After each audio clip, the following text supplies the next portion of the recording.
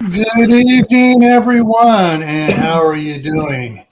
It's time for another Survival Saturday, and tonight's topic is: Are you financially ready for life and retirement? Uh-oh, it got bigger. It just got bigger, the topic. How's everybody doing out there? Got Tammy and Mark here with me. Yay, And, money bags. yeah. Oh, you can see me. All right. All right, and let me go to the comments here because we got a lot of comments. And I was trying to comment on Gray Man Preppy, and it kept acting up. And while the thing was running, so I had to get out of there. It wouldn't take. So I was talking to Walt beforehand. We started, and so he said hi to a couple people, and then he's out riding fence lines right now. And he goes, "I'm going down the gully, so I ain't going to be typing." Which means he's sitting back in the saddle, checking the fence line as he's going down to the, and then as he's climbing out, he's going to be leaning forward, so he ain't going to be doing much, but listening.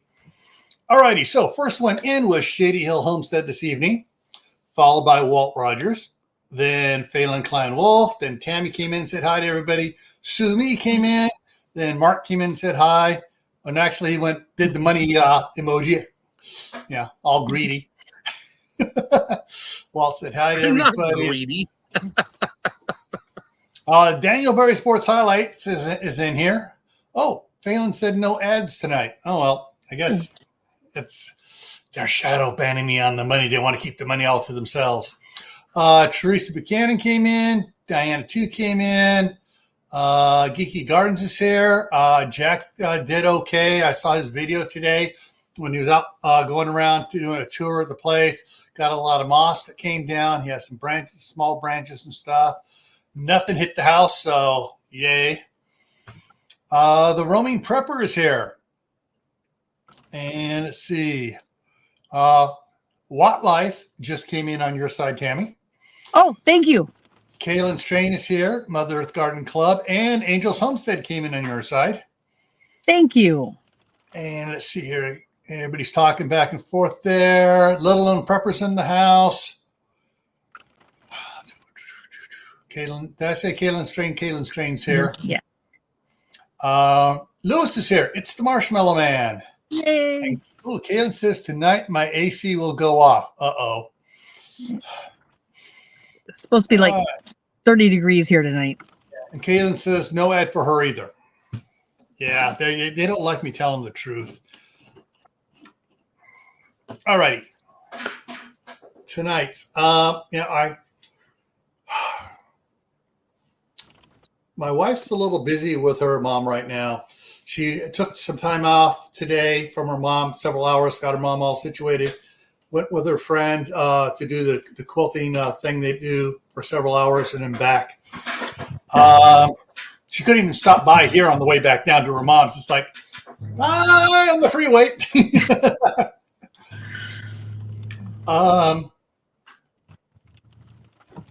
So I would love to have her up in here because those of you who have heard what I talked about the staff sergeant, she is an accountant. She works for one of the nation's largest property management companies. Although she did start between her sophomore and junior year and her junior and senior year in high school, she was doing the high school internship at the IRS. So, and Diana too is double tapping. She's also tapping in on your side there. Thank you. All right, so Trying not to wave. These people think I'm waving at them. Yeah, so Boy Scouts has mottos, and I forget what the other thing is called, but basically their sayings are: do a good turn daily, be prepared, and then they added another one several years back, prepared for life, and it was a little patch that Scouts could get to put on their uniform. Well, along with that, they've had for a long time is one of the merit badges for getting Eagle Scout. One of the required merit badges is deals with financial preparedness. Cool. That's good. That's new. That wasn't around when I was in Scouts. It had a different name. I'm just having a brain fart on the name. But it's one of the ones in there. And so for our boys, we made them do we gave them money. We gave them first. We gave them, and we knew it was coming up. So when they were still in Cub Scouts, we gave them play money that they could do stuff around the house with them. They got so much money they could change it in for a real dollar to spend at the store and stuff like that. So financial planning is probably one of the harder things for most people to do, especially preppers, because preppers get caught in the, ooh, I want this, and it's like, yeah, you don't need that. Ooh, a new toy. I need to have it. I need to have it. No, you don't need to have it. Yeah, somebody on a YouTube video said I need to have these things, and now you have it, and now what do you do with it? Oh, I don't know, but I got one. Yeah. All right, so let's go over here, and let's there we go, and go through this. So we're going to cover several things here, and so life. You get married and you look at, okay, we want to have a nice house, we want to have cars, we want to have kids. Cha-ching, cha-ching, cha-ching, cha-ching, cha-ching, cha-ching, cha-ching. Well, there goes all the money right there, kids. Yeah. But people, they want to own a house. That's been the American dream since we all saw Ozzie and Harriet, Leave It to Beaver, and like that. Northern Girl Hobbies. Hey, how's it going? She came in on your side, Tammy. And here she is. Plug your ears. It's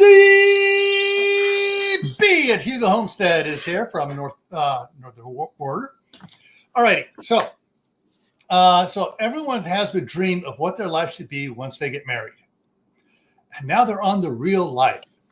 And I want everybody to put a 1 in there if they did, and a 2 if they didn't play the Milton Bradley game, Life.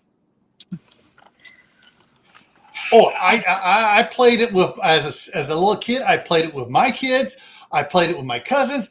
Oh, we wore out a couple of those spinners on it. I hated that game. But you played it. I tried to play it once, maybe twice, but I never finished. I couldn't understand it because I was young. I'm like, screw it.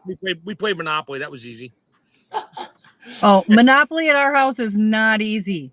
If you played Monopoly and you can say it's easy, you have not played with a member of my family. I had a friend of mine from Holland. He had Monopoly in Dutch, and we played that for days.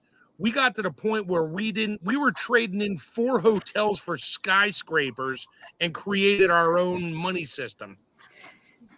It was my brother and I took the Monopoly board, turned it over, marked the same size around, but then we had a detour inside and went all around the inside. It had twice as many properties. So basically, before you hit go, you went inside from Boardwalk, you went around, had all these other ones, insane ones, and we had games that would go for. We played 2 hours in the evening for a month straight. Yeah, but we learned about finances there a little bit. But my fine Christian mother cheated at Monopoly. So did my mom. Cutthroat cheat, like don't make her the banker. She's always said it was a really poor scorekeeper or a really poor banker at Monopoly that lost. We seemed to have enough money to buy that property, which wasn't hers. Yes. Yeah. Yes. All right. Okay. Sorry. So you get married, you're having a life, and you got a finite amount of money. What do you do? Hey, Teresa Buchanan, how's it going? And so we go, and so you guys have to think about, okay, we have this money. We got to figure out what we can do, what we can't do with it. And so one of the things people do is they come up, oh, we got a budget. We got to follow the 50, 30, 20 rule. And I'm going to explain why I threw up that circle on there. So you have, this was probably good 30 years ago, 20 years ago is probably good. 10 years ago is still probably good. Not in the last 5 years. Your essentials or your requirements. And they say, oh, that should be about 50% of your income. Today, it's more like 75% of your income. Yeah. All right. So, and what does that do? That covers housing, whether it's an apartment or a home. It covers transportation to and from a job, whether you're taking city transit or whether you're having to get a car because you go where there is no city transit. If you have a car, then you have certain legal requirements to have on there. You got to have insurance, and you got to make sure you got proper tires. If you're driving on bald tires, you're going to get a ticket. There are certain things you got to spend, and if your job requires you to wear, a business attire, you got to buy business attire clothing, which you can't wear out in the garden to work in the garden or work in the yard or whatever else. All right. Now, a goal is to try to save money up for your retirement. But over here, you got the wants. And this says wants. If it's a want, don't budget it 30%. That's a sure way to go broke. What you have over here are needs other than the essentials. And what are the needs? Well, let's go to what wants are a little bit. Well, when my wife and I first got married, we wanted to go to the movies once a week. We wanted to do this. We wanted to do that. But we also wanted to get the house paid off in, 15, 17 years we had a 30-year mortgage. I want to get it paid off early. So we had to decide what wants. We had to go to the next phase here, and that was wants versus needs. Now, there's another one that goes in here that I'm going to talk very shortly on, and it's what gets everybody in trouble, and it's thanks to Dr. Seuss. It's called a need. Green eggs and ham? No. Damn it. I can't think of it. The Lorax. The Lorax. Yeah, with those things, they called it. They made the needs for everybody from the stuff. And well, no, it's a think you need. No, you don't need it. You just think you need it. So you got to determine what is a want and what is a need. I need a car to get to work. Do you need a brand new car at $85,000, or can a used car at $15,000 get you by for 5 or 6 years? Yeah, it depends on you. See, you're talking to a car guy here. Depends on the used car. Some people get snagged into buying a used car. It's a great deal. They get it. 2 months later, it needs a motor, $7,000. Yeah, but the other thing is what I'm talking about, a good used car. One from that a mechanic has gone through it. Yes, it's good. It's going to last you at least 5-10 years. Once you have that, all right. So what are you going to get that used car? The paint doesn't look too hot on it. It's getting kind of faded, but the engine runs good. It's got good transmission in it. Or are you going to get or do you have to get the brand new? It was a 98 Toyota Corolla. The most car still on the road these days with 400,000 miles on it, and it still gets you there. It looks like shit. Excuse me. Looks like poop, but it gets you there. But yeah. Yeah, I mean, that's when I was working at DHS, everybody was buying these new cars and stuff. I drove an 02 Toyota Corolla to work. An 02 Toyota Corolla. And driving on 880, the front of it got sandblasted from all the crap on 880.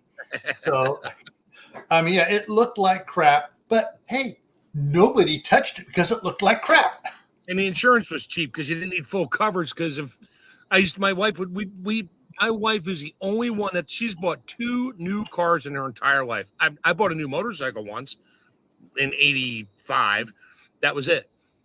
I told her, I said, something happened. She was driving a 93 Taurus with like 100 and some odd thousand on it. I said, something happens to the car. I said, you know where all the VIN plates are. Peel them off, take the license plates off, and walk away. I said, it ain't worth fixing if it gets totaled. She's like, okay. Never happened, but yeah. All right. First car lasted me a couple of years. Yeah. So, new car, used car. Which is the want? What is the need? The need is you need a car. You want a new car. Except for me, I'm weird. What I want a an early 70s, late 60s, 3/4 ton 4-wheel drive pickup. I want my 76 Pinto back, but that's just me. Hey, no. One of those cars, I can crawl under the hood. I can fix it. There is no electronics on it. There is no fuel injection on it. It's a carburetor. What I forgot to add on to that is my dad and I put a 289 V8 in a 76 Pinto, and I still drove it for another 100,000 miles after 100,000 in the little 4-cylinder that never blew up. When the timing belt blew, it was a freewheeler. Slap another timing belt in there, get the timing right, keep driving it, spark plugs, change the oil, have a nice day. No, they don't blow up. Yeah. I had 9 different Pintos, 2 Vegas. That was dumb. But, you know, and most of the cars were free. I didn't care. I drove it. I fixed it. Yeah. So, you got to make your choice. New or used, what do you really need? What do you want? And by getting what you need and not what you want, are you able to save money? Are you not having to pay $450 or more, or $550 or $800 a month in car payments? Plus ridiculous insurance because it's new and the bank owns the title. Yep. All right, next one here. Wow. I want to go out to eat 3 nights a week versus eating at home. What is the price difference on that, folks? Has anybody gone out to a nice restaurant lately? No, I can't afford it. That's me, but that's because the restaurant owner owes me, so I don't pay for it. Oh, you don't pay them.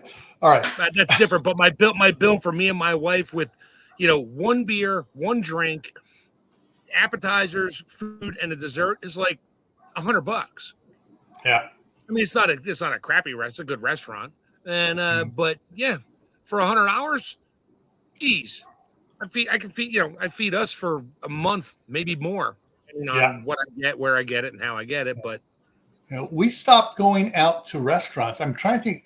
The last time we were going out to restaurants was for one of our birthdays, and that was it. It was my birthday, we'd go out to a restaurant. It was her birthday, we'd go out to a restaurant. Finally, it's like, we don't need this. Why don't we just get a nice cut of steak, and we can cook it at home, cook it the way we like it, season it the way we like it. Cut of steak, and for $100, I can buy a whole 109 rib like cryovac, keep the tallow off of it, trim it, either roast it as a roast and make a prime rib roast out of it with no bone, or I take the bones, I do other things with that, or I slice it up into prime rib, into New York strip steaks, and we eat it that way with baked potato, broccoli, whatever. Yeah, for the same price as going out to dinner, and I got enough meat to last us 10 meals. Yeah. Now, along the same lines with this, when our kids were little, I would say single digits.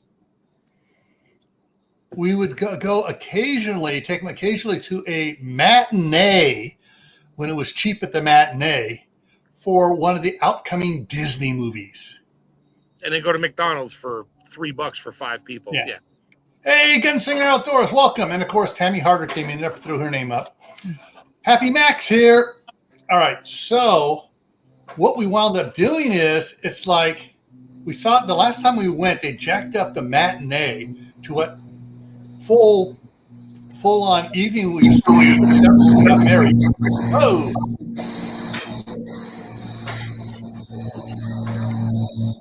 And so when they jacked the matinee price up to $5.50 a show from the $2.50 a show, it's like no. And we figured out it's cheaper for us to wait a couple months when it came out on DVD, buy the DVD, and maybe buy another DVD and another DVD for the price it would have cost us to go to one show. And then the kids could watch the movie over and over and over again. Tammy, you're on mute. I just took my son to the movies, just my son and I. That was what he really wanted to do for his birthday. I took him.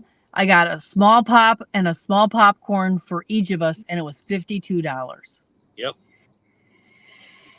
$52. It's ridiculous. Yeah. I mean, the soda's like $8 for a freaking 32-ounce cup of sugar.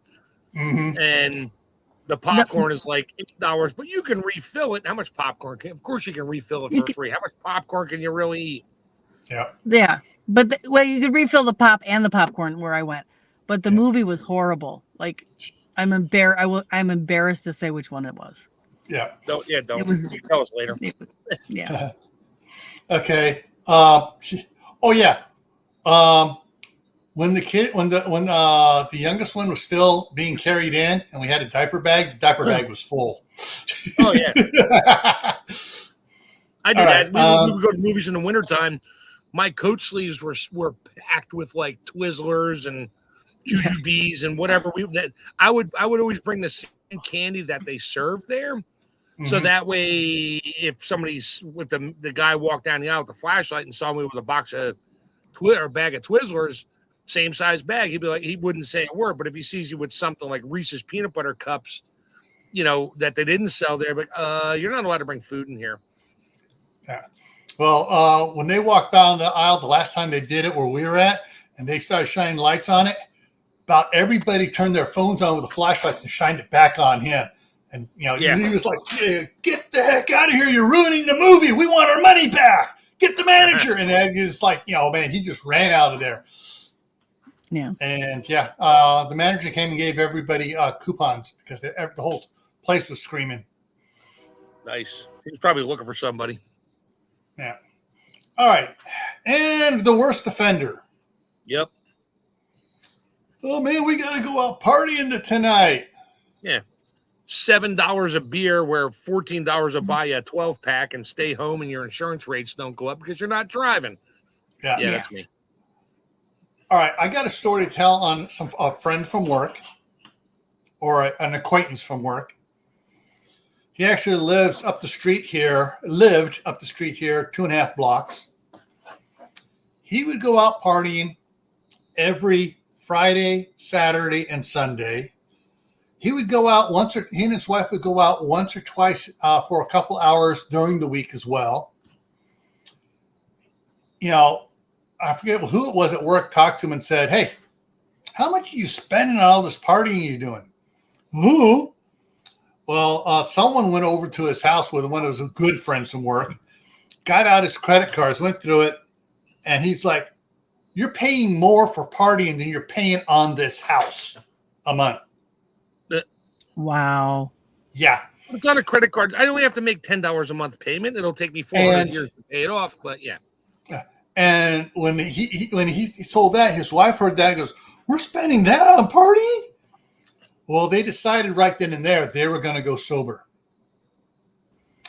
And they stopped going out. And they started saving money, started buying other things that they could afford. The problem is they met each other while partying. And they knew only each other as partiers. "Hey, Utah Mike, how's it going?" And so they were all, they socialized as partiers. When they were sober, guess what? They didn't like each other. They didn't like each other. And granted, they got a divorce. They both worked. And they said, "All right, we'll sell the house. We'll split the proceeds on the house. You go your way, we go mine. It's a good thing we didn't have kids." And they went. Turns out, 10 years later, they actually like each other, but they're not getting back together because they each got married elsewhere. But still, They're friends. They're Whatever. friends. Yeah, they're friends. They're not enemies. So, Yeah. but the fact is, they learned that they were spending twice as much for the house because they were partying. And if they had been putting that into Roth IRAs, they both would have been sitting pretty. Yeah. All right, next one here. So wants versus needs. Do you need to go out partying? No. Do you need to go out to dinner every night? No. Do you need to go to the movies once a week? No. Do you need to have a brand new car? No. Do you need, no. It's wants versus needs. So let's go look at some things here. So I got some examples here, an example for you, which I think is rather apropos. And I came up with this before I knew Tammy was going to come up here. Uh-oh. Canning equipment. Is it a want or is it a need? Yes. It That's a yes to both. It Depends on what it is. Depends if it's on sale or not. No. Checked off's in the house. Hey, checked off. All right, so let's look at the first one. We want to grow food and we'll need to store it. Is canning equipment a want or a need right now? It's kind of a need. But No, it's not. It's well, a want because they're not growing food. We want to grow food and we'll need to store it, but we're not growing food yet. But, so right now it's a want. The next one is we are growing a lot of food and we need to store it. Now it becomes a need. Yep. All right. So that's one of the things you got to realize. Your planning of being self-sufficient, are you putting the cart in front of the horse on getting what you think is a need when it's still a want? And that's where budgeting comes in. Is setting up. It's like, okay, I think that's my last slide. Yeah. So when you're budgeting for stuff, you also have to not only think of what the item is, but when you're going to actually need to use that item. I'm going to dime myself out here because my wife had to beat it into my head for years. Drop that down. Oh, okay. Let me get this over here real quick here. And so I've developed a way to set my needs and wants apart a little bit. Let me get it up here in here. Come on. There we go. All right. So load. Thank you. I have on Amazon anything I want. Guess what I do? I put it in a wish list. I have stuff for YouTube, which is stuff I give away for the channels. I have one for 12-volt power, which I'm working on. I'm not buying this stuff yet. I'm setting it up so that when I go to work on it and turn the free exercise bike I got into a generator unit for exercising, I know I have the parts and I watch the price on all the parts I do for stuff. I got one for my tractor, for my N9 tractor. New fuel tank, because I've gotten rust out of it a couple of times. I'm not replacing it yet, but I put everything in here that I might need for it. A new steering wheel, because that steering wheel on that thing is nasty. I got to wear gloves, otherwise I get my finger pinched. But do I need to get a new steering wheel yet? No. If I wear gloves, I don't need to. So I got all the parts for the tractor and stuff set up. I have, back up here. I got a wish list for my oldest son. I got a wish list for baking. Got wish list for the basalt house. I got a wish list about water items for the basalt house. I got books I want to get. I got camping. I got stuff for family compound. I got candle making, something I want to do. I'm not ready to do it, but I'm getting all the information and setting stuff aside. I got wish lists with lots and lots and lots and lots of wish lists here. Garden tools, gardening, garden indoors, gardening pests, gifts for the grandkids, greenhouses, Halloween stuff, health items, healthy foods, heater, hunting, irrigation, kitchen stuff, lighting, long-term food storage, stuff for the house here in Martinez, My youngest son. Meat processing. My daughter. Movies, DVDs and Blu-ray movies I want to get, including the the Mary Poppins Returns, which I want to get for the grandkids, and the Dragon Ball stuff, which the grandsons all want me to get. All the Dragon Ball stuff, and there's years of Dragon Ball stuff. Let's see where we are at here. I got enough DVDs in my collection after 30 couple years. Yeah. I could watch a movie every night for probably a year and never watch the same movie twice. Some of the movies I don't want anymore, but they were my wife's movies, and I'm not into that. I like the sci-fi stuff. Yeah, I got a wish list for music. I really would like to get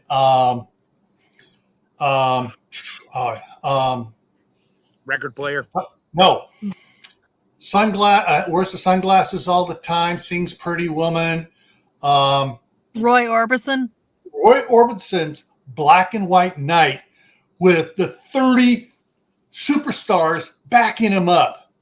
I would love to get that. Do I need it? No, not yet.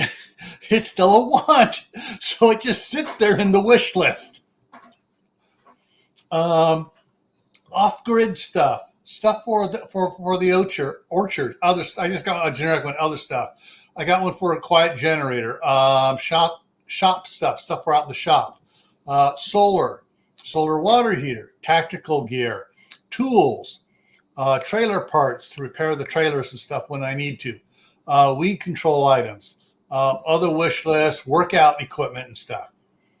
And some of these have a very long list. And let's go up here, base salt.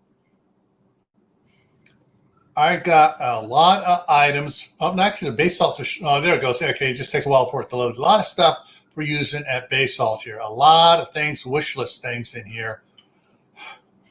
A lot of stuff. And I got comparison prices on different ones in here. But, yeah. How often do I go out and buy stuff? Not very often from it. Because I know I have to explain to the staff sergeant why it's a need and not a want. And so, oh yeah, Halloween stuff has gone so up in price. $80 to $100. I've seen good costumes that are running $200-$300. And then the animatronics they have nowadays, you're going to drop, $300 to $500 on some of these animatronics. I used to build all mine in the day, and stuff I built was better than I just buy a pumpkin, carve it out, drop a candle in it, and call it a night. Actually, I don't even do that anymore. So, yeah, I mean, go ahead. I bought a pumpkin, but I'm going to use it. I'm going to can it. I'm not going to carve it. It'll sit there until Halloween, and then I'm going to cut it up and can it. That's as far as it's going. It's not getting. I didn't buy pumpkins, and I told my daughter not to buy pumpkins. I grew them, and the grandkids have been so excited over the last several months watching those pumpkins grow. They don't get that by buying it. See, I wait until Halloween is done and Thanksgiving is done, and all my restaurants that all buy pumpkins for decorations, I go around. I'm like, "Can I have your old pumpkins?" They're like, "Yeah, take them. We're going to throw them out." So I take them out to the cabin. We cut a hole in the top. It's a very small hole. Fill it up with water. Plug it back up. Put it out at about 40 yards. And we have things with these little hollow cavity points in the front that go really fast. The remote control cordless hole punchers. Yes. Yes. And I put it on slow motion video. And if you take, now we're working on this part of it.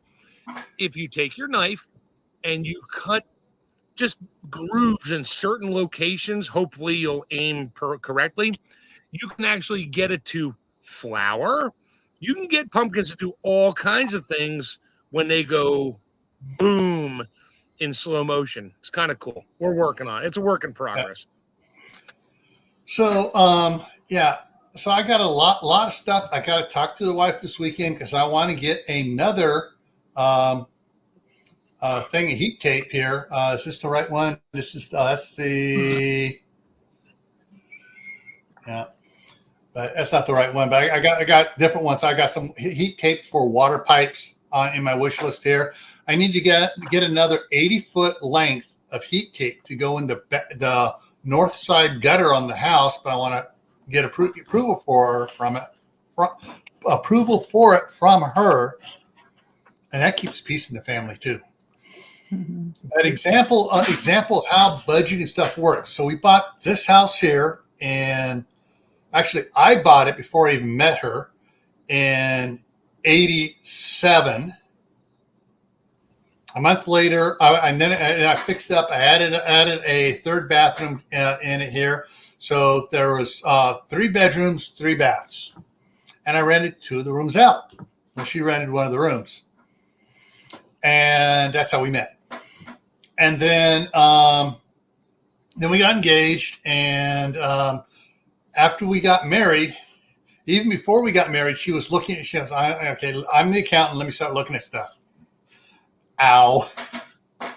Back of my head hurts. That's an NCIS joke for anybody that knows what I'm talking about.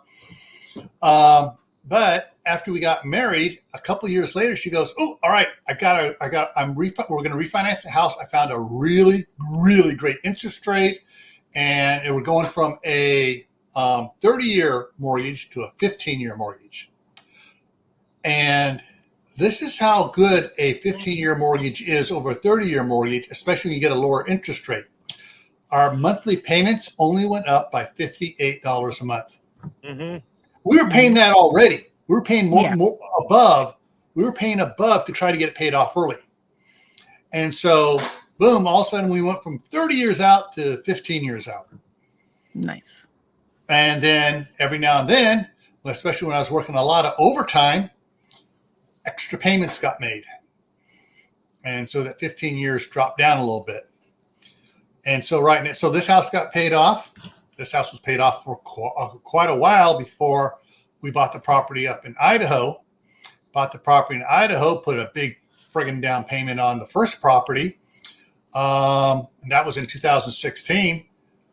At the rate it's getting paid off now, if I remember right, I think she says we got 3 or 4 years left on it. Nice. Because she's paying double payments on it. Soon as that one's paid off, and she's also paying extra on the new place where I'm staying at across the street from the grandkids up there. She's taking, she'll take all the money going on through one once it's paid off and dump it on the other one. You know how fast that's going to drop that sucker down? Yeah, but you're going to sell the other one when she moves up there, and that way you can just pay it off. And this house here, we may or may not sell this house. She works for a property management company.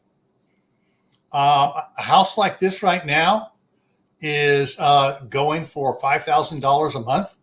Jeez. Here in the Bay Area, because it is a 3-bedroom, 3-bath with a sewing area here, another room over here, which could become a bedroom again. It has a 40 by 20 foot shop on the back and has all the fruit trees. $4,000 a month. That's like almost triple. That is triple my mortgage payment. Holy crap. Well, the thing is, people can't afford to come up with the down payment to buy a house, and that's going to be their payment here anyways on these houses, because this thing's been Zillow has it at has it as $1,250,000. So yeah, it's but see, we will take and we may see how it goes, and soon as we move up there, we may wind up selling this one, and her mom may sell her place, put the money from her place into an account, a irrevocable trust that Chris and I will be the trustees on, and we will pick up a a portable mother-in-law unit and put it on the property up there for her to move into for however much longer she's alive. But you got to think ahead outside the box. Now I don't have it here. Okay, there are some great things for your investments, people, especially if you're younger. If you have kids that are just hitting, if you have kids any age, you want to get a life insurance policy called a LIP. I don't have it. I don't have the document here. It's on the other computer. Well, basically, it's the same type of insurance policy Rockefellers and all the other guys get, which is they get like $1 million insurance on it. But you can, once you start paying the monthly payments on it, you can take out almost the entire amount tax free and use it as a loan. So. And you do so basically. The difference is if something happens while that money's out, you only get whatever was left in there. Yeah. Yeah. Plus that, but something like that, you get that out, and it's like, oh, we need to buy a house. Okay, or we got life insurance on me, you, and the 2 kids. We each have $2 million worth of life insurance on each of us. Well, we're going to pull 50,000 here, 50,000, whatever, and we're going to buy the house, cash out, and then instead of making payments with interest to the bank, we just start paying back the insurance. And that way, as you're paying back the insurance, that's paying off debt. And my personal thing, your best bet is to not be in debt. Any debt. This is the type of debt you use to keep the IRS off of you. Because then when you're doing the debt, it lowers your taxability platform. And some people have done this. What they've done is they bought a house and then they bought another house to rent out. And all the expenses on the other house, including paying the insurance back for the loan, is all debt. So any income from the house is offset by everything you're paying back to it. So basically, you're getting charged zip on that rental unit. And then once the money gets back in so far, all right, we can buy another one. Because we got enough money now and all the insurance paid back and everything, and you buy it, and everything is interest-free on these loans. That's one thing to do. You're still technically not making any money then because you borrow your own money, put it into the house, and then pay the loan back, and when the loan is paid, so you have no money in your pocket. But you're missing the point is you now have total equity in those properties. There's a secret to accounting, and it took me a while to learn it. And here it is. It's a permanent life insurance policy. And whole life, universal life, you bet your life, and actually, it works different. It's not. It's other than its whole life universal. The PLI is totally different than like my universal. My whole life I have. This is works a little bit differently, but and that's the other thing. The 504 college plan works the same way. We're putting money aside. It's once the money's in there, if it comes out, it's tax free, whether you use it for college or not. I guess the difference is you put the money in there, say it's $100,000 cap, you get it up to $100,000. Well, guess what? They're making interest in investing that $100,000. You still only have $100,000. Yeah, you can borrow it, or you can. I mean, I can go down the term policy thing, the whole A.O. Williams BS thing that I got sucked into way back in the day. Yeah, but what works great on this? You pull it out, you invest in properties. Now, those properties set them up in a land trust, which defers stuff. I mean, there's a lot of stuff to do, and I'm finding out all sorts of really cool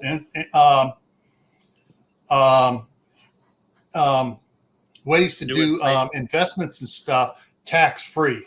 That's I got to work on the property I have and the house we're putting there. I already talked to the wife about it. That we got to put it in a trust. So if something happens, it goes to one of the 3 kids or all 3 of them or something. But so they don't get whacked on capital gains and everything, and the all the death tax, whatever you want to call it. Yeah. The oh,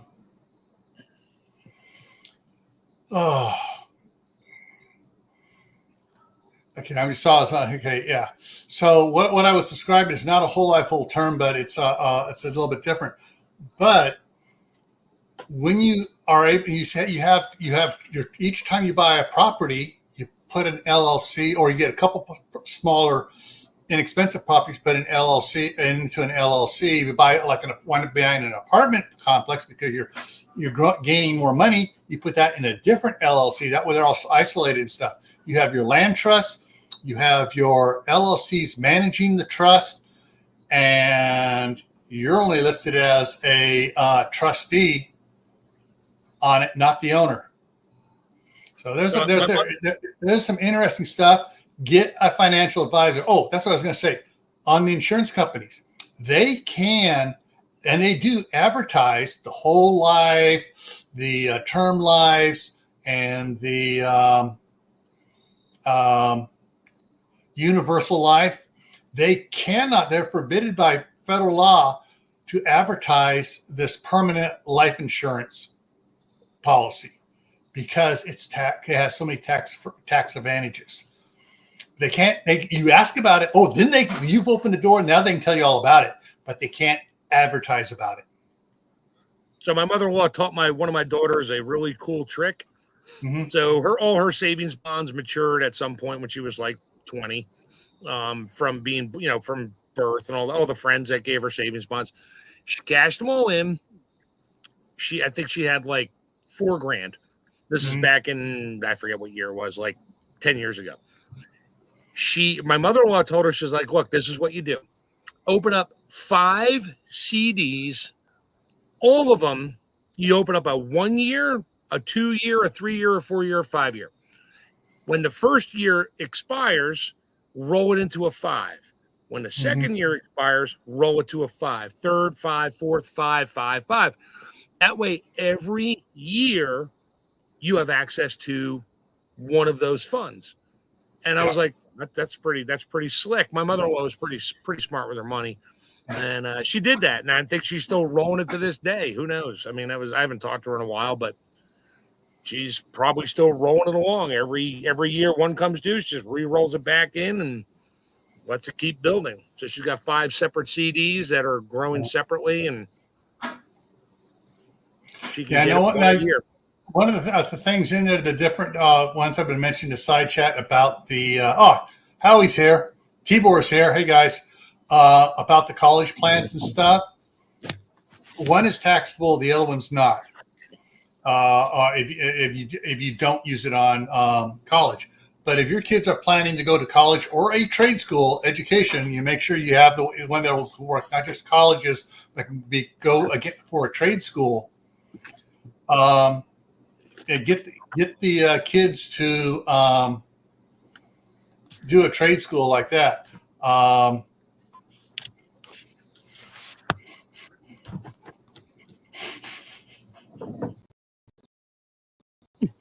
love it. Yeah, be careful about throwing out those ugly old thick curtains that your grandma had. There may be money inside of them. Might be some insulation in there. You didn't know the R value. Yeah.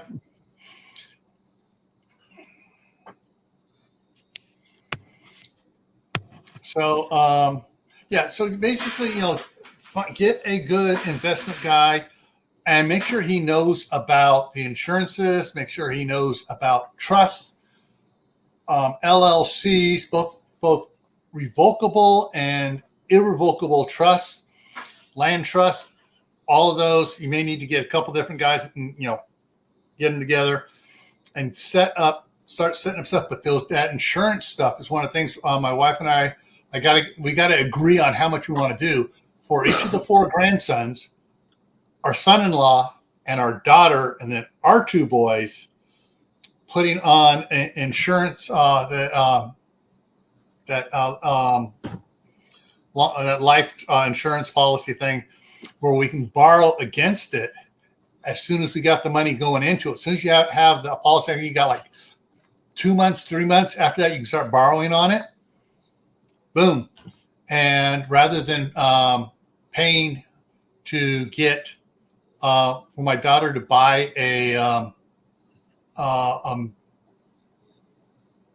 modular home, we can pay cash for it off the insurance policies. And then rather than paying it back to the bank at a ridiculously high price, they can pay it back on the insurance policies.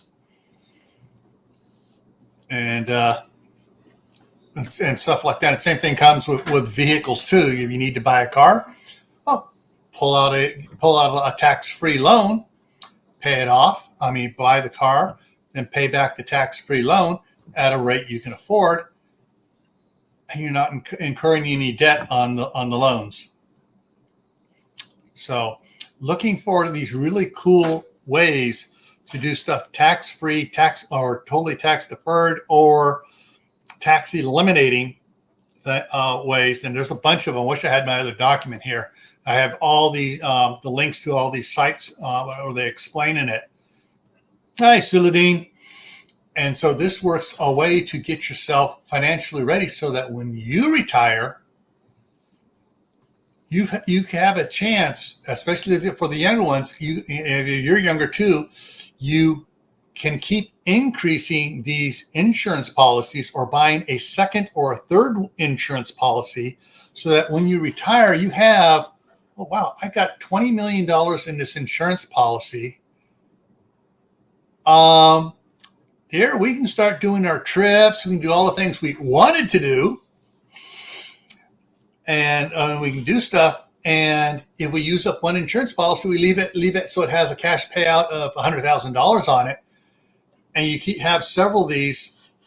And if when you kick the bucket, it's like, okay, so we only get 100,000 there, but we didn't touch this one. So I got, 2-3 million coming in and off of this one.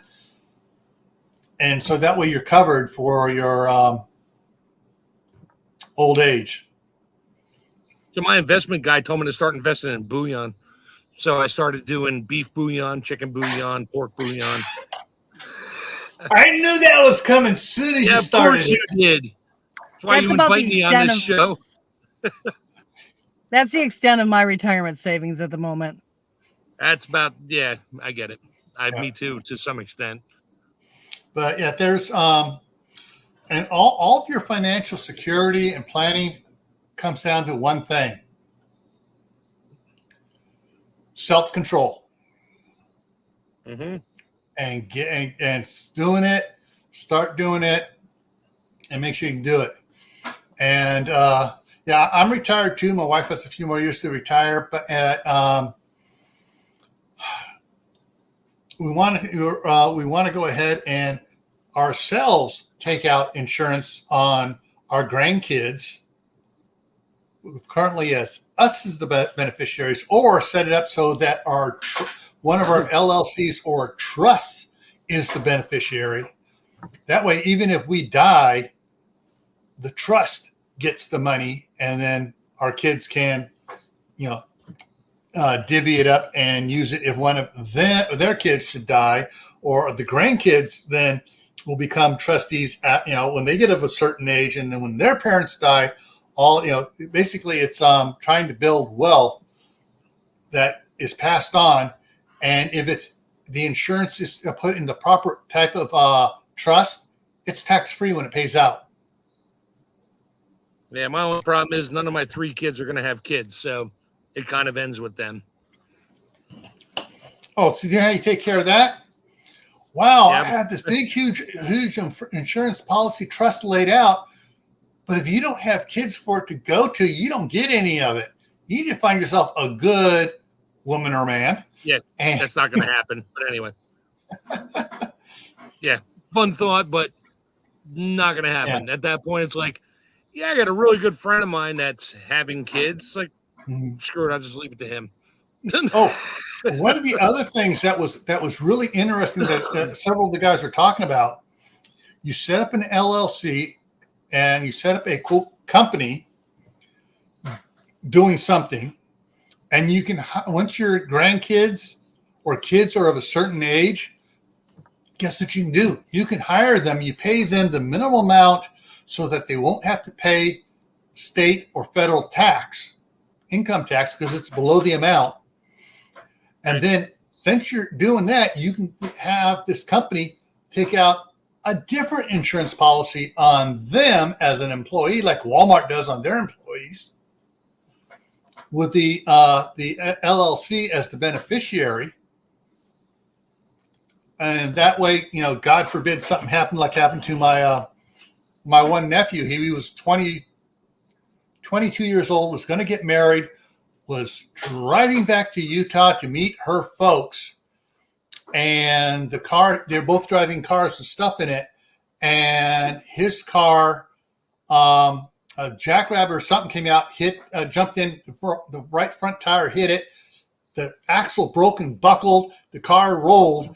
And it was a Ford, I forget what it was, but the strap, the seatbelt strap stuck way out from the thing and nailed him in the head.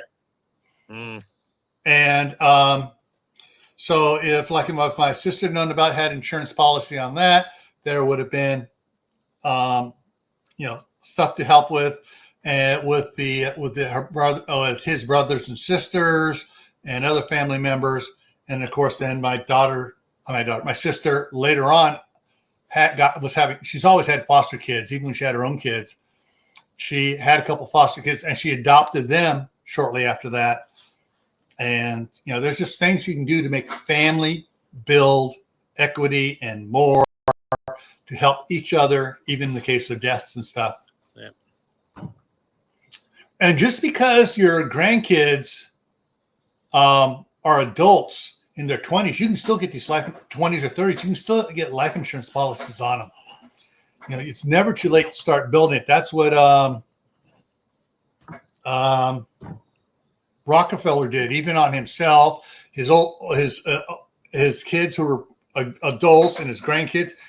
Once he found out about these life insurance policies, he got them on all of them and started building trust that was out of his name. Oh, well, so I hope some of you got some ideas of stuff to do. And when I'm back in Idaho, if you want some of the links to some of these things to learn about it, send me an email then, not now, because I guarantee you finance will come up again. Coming up here, what's going on this week here? All right, move this over here so I can read it. Okay. So Monday, we're going to talk about canning butter, ghee, and I found a really cool document explaining butter. I sent that to you, didn't I? I sent it to both you guys. Oh, I can't hear you. I didn't look at mine. She's on mute. Yeah. I'm going to just say mute because I'm not going to say anything. We're saving it for Monday. Yeah. But I found some really, it's got, you guys are going to go, wow, I didn't know that. And so Monday on Camp Patton Family Compound, it's going to be a real educator on several levels for what I thought was just going to be a simple canning butter. Tactical Tuesday for Gray Man Prepping is Archery for You. We're going to talk about more about archery than you thought you knew and different ways it can help you out. Thursday is the Midnight Ride. Everything starts at 8 p.m. Eastern except for the Midnight Ride. Is going to start at 10 p.m. Eastern. Friday on Camp Patton Family Compound is Extend Your Growing Season, Get More from Your Garden. Next Saturday here, Attitude Matters. Okay, those are all going to be broadcast from this room here in California. After that, I'll be heading back to Idaho, and then we've got a whole bunch more. I've gotten a bunch of emails from you guys. Thank you very much for sending suggestions on topics. We now have topics out through December 2nd. Sweet. So if you have any more ideas on topics and stuff, send it. At the very bottom of the description is the email for Camp Patton Family Compound. Send the emails there. Just as a thing, the December 2nd topic, canning wild things. So, That works. all right. So with that, Tammy, you still have the you got good weather, so you still have the farmers market going on. You're muted. Yep. Yep. Farmers market, no live Thursday. Sorry. All right. You've been popping videos up on schedule here, your shorts and that. I've been seeing them pop up. I haven't watched them yet. I'll binge watch them later and hit the like button, throw a comment on there. Yep. Yeah. I've got Even if it's just short. a heart. I've got 2 shorts a day scheduled out until a year from now. Oh wow, cool. Hey, you said that one show is going to be on Attitude Matters. Unless you're a pilot, then altitude matters. Oh, okay. Okay. Anyway, We're gonna in December. I think we're gonna need to revisit canning soups and start going with some more recipes. And everybody send in recipes for when we do in December, so we can do canning soups. Because chicken enchilada soup, my wife would love that. She has a recipe for a taco soup that she just loves. I mean, oh yeah, it's good. Oh, it's good. I can't pear sauce yesterday. Ooh. You mean baby sauce? Well, it's just pears. There's no apples in it. But I told my wife that, and she's like, "Oh my god, are you kidding me?" I was like, "Yeah." Oh, is yours just pear sauce? You just called it baby sauce?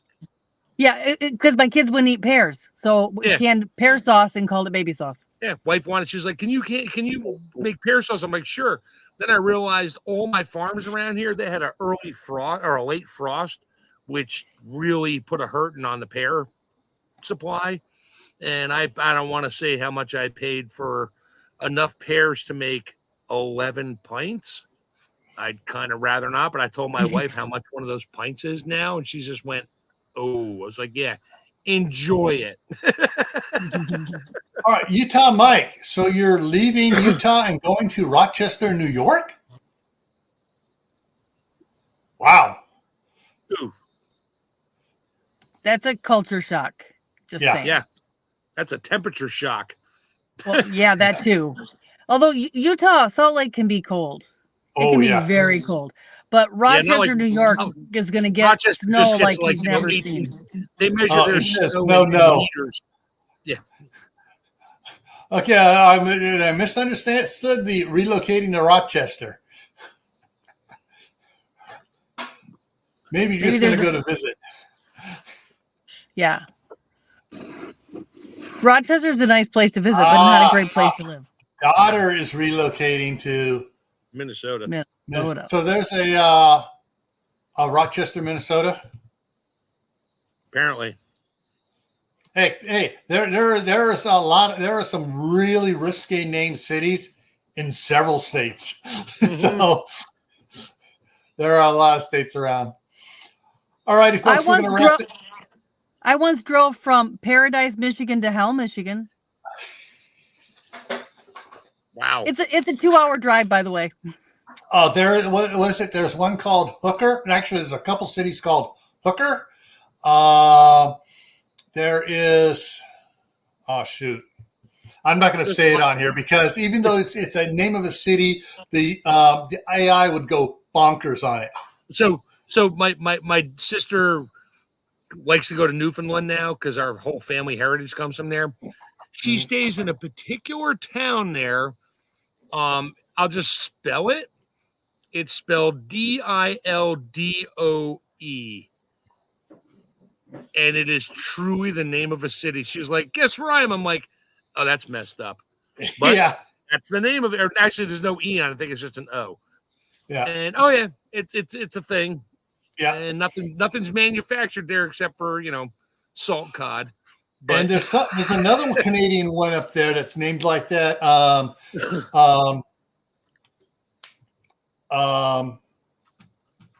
Darren Cole was talking about it about a year and a half ago on it, and it is like, you're kidding me. They actually named a town that. Yep. Yeah. All right, everyone. We're going to wrap this up. A